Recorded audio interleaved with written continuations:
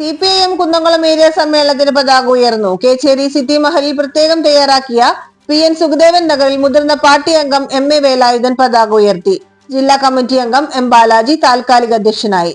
Area committee അംഗങ്ങളായ MN Muraleedharan രക്തസാക്ഷി പ്രമേയവും CG രഘുനാഥൻ അനുശോചന പ്രമേയവും അവതരിപ്പിച്ചു.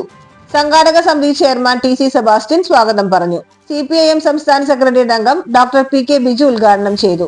സംസ്ഥാന കമ്മിറ്റി അംഗങ്ങളായ AC മൊയ്തീൻ MLA, NR ബാലൻ, ജില്ലാ സെക്രട്ടറി അംഗങ്ങളായ Murali Perunnelli MLA, KV Abdul Khader, KK Ramachandran MLA, TK Vasu, ജില്ലാ കമ്മിറ്റി അംഗം KF ഡേവിസ്, ഉഷ പ്രഭുകുമാർ എന്നിവർ പങ്കെടുത്തു.